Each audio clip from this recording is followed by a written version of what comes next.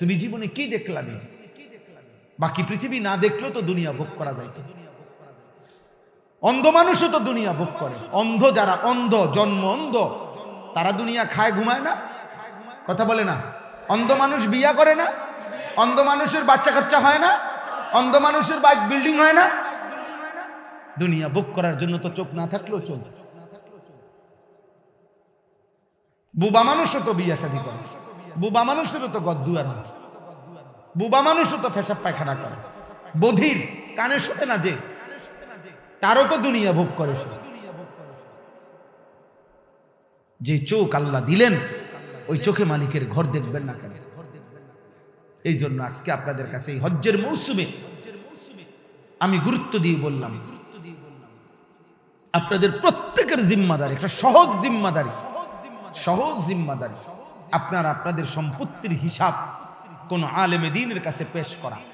এটা বলা হুজুর আপনার সম্পদ নিবে না, আপনার জমি কেউ নিবে না, আপনি শুধু হিসাব বলেন, হুজুর আমার ফসলি জমি এতটুকু, আমার ব্যাংকে টাকা আছে এত, আমার উপরে হজ ফরজ কিনা আপনি আমার বুঝা বলেন, খালাস। এটা সহজ সমাধান। নাম জিগাবেন। এমন ছেয়ানা মনে করছে মাথা নিচের দিকে নোয়াইয়া গেলে গা মসজিদতে ছাড়িয়ে গেছে।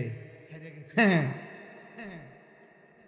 শুধু একটা মাসালা আছে, চিৎকার দিয়া জিঙ্গায়, ও একের মসজিদের বারিন্দার থেকে জিগায়, রমজানের প্রথম রমজান, হুজুর কিতা ফেতরা কত কইয়া দিয়েন মাইকি।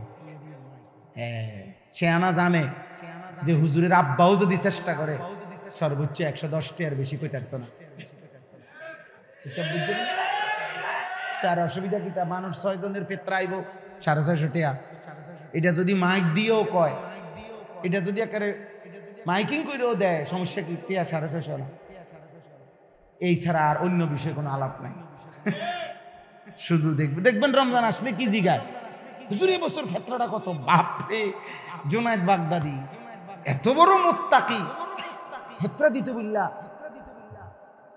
হ্যাঁ, মানে ব্যস্ত। এটা একবারে খুব গুরুত্ব দিয়া এটা আদায় করে। কারণ যে 110 টাকা দেয়, আহা আফসোস। অথচ কোরআনুল কারীমের মধ্যে আল্লাহ তাআলা বলছে কিয়ামতের দিন যে যাকাত আদায় করবে না, খোদার কসম আল্লাহর কোরআনে আল্লাহ বলছে তার সম্পত্তিগুলো গোলাকার ফুটবলের মতো গোল বানাইয়া জাহান্নামের আগুনে পোড়াবে। এরপরে ওই আগুনের গোলাকার কুণ্ডুলি বলের মতো সম্পত্তির এই আগুনের গোলা দিয়া তার কপাল এবং কোমর এবং পিঠ, এই 3 জায়গায় হাসরের ময়দান যতক্ষণ চলবে ততক্ষণ দাগ লাগানো হবে। দাগ লাগানো ইয়াউমা ইউহমা আলাইহা ফি নারি জাহান্নাম ফাতুকওয়া বিহা জিবাহুহুম ওয়া জুনুবুহুম ওয়া যুহুরুহুম। হাসরের ময়দান কতক্ষণ? কথা বলেন, হাসরের ময়দান কতক্ষণ? 3 ঘন্টা, 3 দিন, 30 দিন, 50 আলফা সানা, 50,000 বছর। কতদিন? এটা কোরআন শরীফের আয়াত, সরাসরি কোরআনের আয়াত। 50 আলফা সানা, 50,000 বছর। আল্লাহ আমাকে মাফ করে দেন। বলেন ভাই, আমার বাপ। অতএব কতটা গুরুত্বপূর্ণ যাকাত, আপনার হিসাব নেওয়া জরুরি। লক্ষ লক্ষ মহিলাদের উপরে কোরবানি ওয়াজিব, প্রতিনিয়ত কোরবানি ওয়াজিব। কোরবানির 3 দিন কারো কাছে যদি প্রয়োজনের অতিরিক্ত 52.5 বড়ি রূপার সমপরিমাণ টাকা থাকে, তার উপরেই কোরবানি ওয়াজিব। আমি আজকেও মাগরিবের আগে জিগাইছি আমার পরিচিত স্বর্ণকারের কাছে, 2 দিন পর পরে জিগাই, আজকেও জিগাইছি। 3600 টাকা 1 ভরি রূপা, 1,90,000 টাকা 52.5 বড়ি রূপার দাম। তাহলে কোন মহিলার মনে করেন 1 বড়ি স্বর্ণ আছে, মহিলার ব্যক্তিগত 10,000 টাকা আছে জমা, এই দুইটা একত্র করলে ঈদের দিন যদি 1,90,000 টাকা দাম হয়, খোদার কসম এই মহিলার উপরে কোরবানি ওয়াজিব। এখন বলেন 1 বড়ি স্বর্ণ আর 10,000 টাকা একত্র করলে 1,90,000 হবে নি? কথা বলে না? বেশি হবে। এক ভরি স্বর্ণের দাম তো 2 লাখ টাকার উপরে। বলে 7.5 ভরি স্বর্ণ কি? 7.5 ভরি স্বর্ণ হলো যেই মহিলার কাছে 1 তোলা রূপাও নাই, 5,000 10,000 টাকাও উদ্ধৃত জমা নাই, শুধু স্বর্ণ আছে, শুধু স্বর্ণ, সির্ফ স্বর্ণ, ওই মহিলার স্বর্ণের হিসাব হইল 7.5 ভরি। আর যদি স্বর্ণ আছে, টাকা আছে, স্বর্ণ আছে, কিছু রূপা আছে, তাহলে দুইটা মিলাইয়া 52.5 ভরির রূপার হিসাব করতে হবে, তাহলেই কোরবানি ওয়াজিব। তাহলে বলেন তো কি পরিমাণ মহিলার উপরে কোরবানি ওয়াজিব? কই আমরা আদায় করি? কথা বলেন না, আদায় করি আমরা? কি পরিমাণ পুরুষের উপরে করব? ওই ছেলে বিদেশ থেকে টাকা পাঠাইছে বাইক কোরবানির সময় 30,000 টাকা বাপমার নামে কোরবানি দিছে। কিও তোমার কোরবানি দিছুনি? হ্যাঁ দিছি, আমরা বাইক কোরবানি দিছে, হেরার বাইক কোরবানি দিছে। আমি বাইক নিয়ে কোরবানি দিতে কইছে না, যত জনের উপরে কোরবানি ওয়াজিব হয় এত জনের কোরবানি দেওয়া। তো তোমার কাছে না 1,90,000 টাকা জমা আছে আর অতিরিক্ত, তো তোমার উপরে যে কোরবানি ওয়াজিব তো সেটা কই? বাড়িতে যেটা দিছে এটা তো তোমার আব্বার নামে না দিছে, তোমার মায়ের পক্ষ থেকে না দিছে, তো তোমার কোরবানি? কথা বলেন। কয় আমি বাড়ির যে টাকা দিছি, তো তুমি যে বাড়ির টাকা দিছো তুমি তো টাকা সারা বছরই দাও, তুমি অন্য সময় টাকা দাও না। কথা বলেন না, তো তুমি মা বাবার জন্য দিবা না? ও মা, তুমি তো মা বাবার খেদমত করছো, সেটা ভিন্ন কথা, সেটা তো তুমি গত 3 মাস আগেও দিছো টাকা, এখনো দিছো, কিন্তু তোমার কোরবানি কই? লক্ষ লক্ষ যুবকের কোরবানি দেয়, খবরও নাই। ওই ঢাকা চাকরি করে 1 ফুট, গ্রামে ব্যবসা করে 1 ফুট, হেতে 12,000 হেতে 15,000 মিল্লা দিয়া আব্বা দেন যে যা পারছি দিছি, কোরবানি দেন। আমরা করে তো কোরবানি হচ্ছে গোস্ত না খাওন, কোরবানি মানে গোস্ত খাওয়া। তাহলে তোমার কাছে 1,90,000 টাকা আছে না? তো এই বেটার কাছে আছে না, ব্যবসা করে যে, তো এখানে কোরবানি ওয়াজিব তো 3 জনের উপরে, বাপের উপরেও ফুত 2 জনের উপরেও, ওই 3 জনের কোরবানি হবে, করতে হবে না? তো আপনি দিয়ে 1 জনের কোরবানি দিলেন। কথা বুঝছেন নি আমার? হুজুর আমরা এক সুলা অন ভিন্ন হয়েছি না, না ভিন্ন না হলে অন ভিন্ন হয়ে যান। আপনি ভিন্নর লগে কিতা কোরবানির সাথে আপনি ভিন্ন হয়েছেন না হয়েছেন এটা কি? কথা বুঝেন না? কোরবানির আগের দিন রাত 12টার আগে আগে ভিন্ন হয়ে যায়, এটা কোনো কথা না। ছেলেটা বিয়ে করে নাই, হুজুর অনুফুলাকা বিয়ে করে নাই, এতে কি কোরবানি? না, এতে কোরবানি নাই। এটা কে বলছে আপনার? ইবলিসে বলছে, ইবলিস। বিয়ের জন্য তো বিবাহিত অবিবাহিত কোনো মাসালা না, বালেগ হওয়া, উপার্জনকারী হওয়া, এটা না বিষয়। সে না বিয়ে করুক, তার ওই সম্পত্তি থাকার কারণে, ওই পরিমাণ টাকা থাকার কারণে তার উপরে কোরবানি হচ্ছে, এটা বিয়ে তো বিষয় না। বুঝলেন কিনা আপনারা? তাহলে আমরা সংক্ষেপে বললাম, শুধু অর্থ হইল আপনারা আপনাদের খামখেয়ালি করবেন না। নফল আমলে আপনি কম বেশ করতে পারেন। ওই যে বললাম উনি 10,000 টাকা দিছে, আপনি 100 টাকা দিছেন, ঠিক আছে, এটা নফল দান সাদাকা, কিন্তু কোরবানি এটা দান সদকা না, হজ এটা দান সদকা না, যাকাত এটা দান সদকা না, এটা ফরজ ইবাদত। এটা কি বলেন না? ফরজ ইবাদত। এটা খামখেয়ালি করলে হবে, এটা খামখেয়ালি করলে হবে না। আল্লাহ আমাদেরকে বুঝ দান করবে। অতএব এই শেষ আমার কথা। আমি 2টা কথা বললাম। 1 নম্বর কথা বললাম অভিভাবক এবং সন্তান, আপনারা সবাই নিজ নিজ জায়গায় নিজের ঈমান আমল আখিরাতের ব্যাপারে ফিকির করবেন, বলেন ইনশাআল্লাহ। প্রিয় ভাই নওজোয়ান, শেষ পর্যন্ত তোমরা যে কয়জন ছেলে টিকছ, আল্লাহ তোমরা কবুল করেন। প্রিয় ভাই, আবারও অনুরোধ করছি, দোস্ত আমার, জীবনটা এমন সুন্দর নষ্ট করো না। কেউ মনে না রাখলেও আল্লাহর আড়াল থেকে তুমি সরতে পারবা না। এই সমাজ বড় বেশি মুসিবতের আছি আমরা। আগামীর পৃথিবী চাচ্ছে, এই আমরা কিছুদিন আগেও পড়ছি, ইউরোপের নতুন চেষ্টা হইতেছে সারা বিশ্ববাসীকে কথা বুঝানো, you will own nothing and be happy.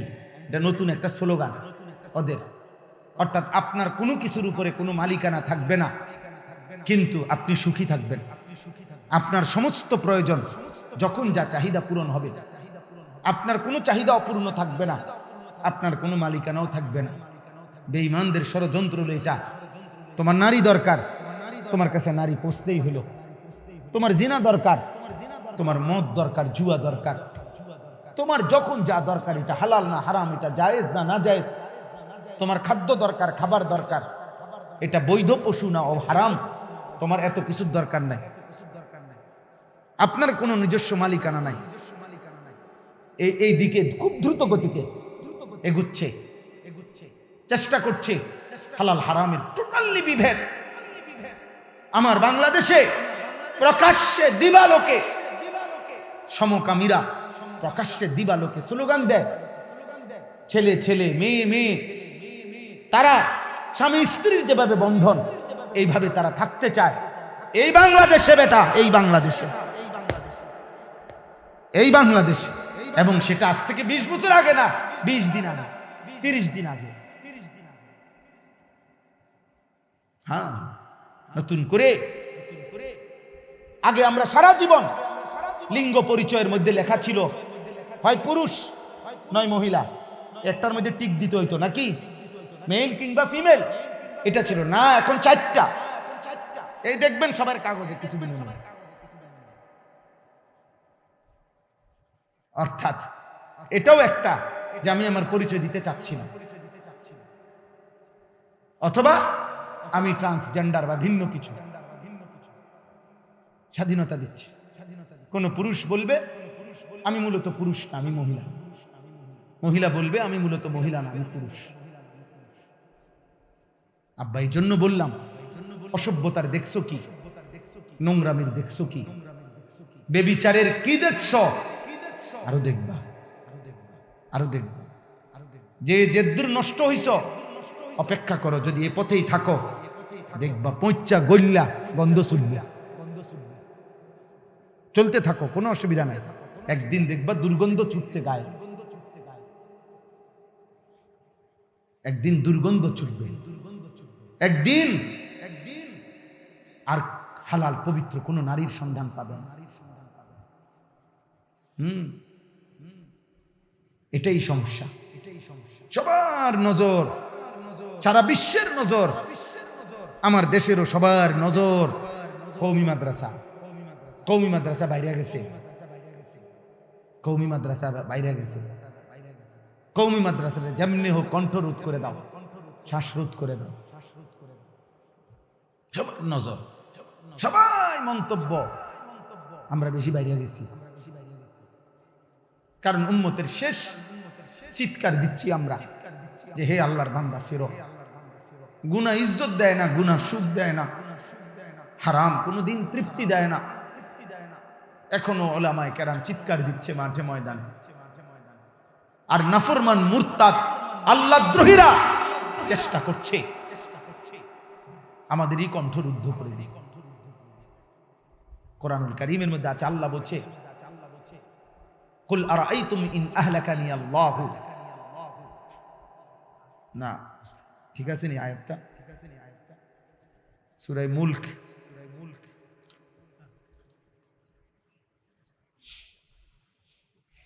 জি এইটাই, কুল আরাআইতুম ইন আহলাকানি আল্লাহু ওয়া মান মাইয়া আও রাহিমানা ফামান ইউজিরুল কাফিরিনা মিন আযাবিন আলীম।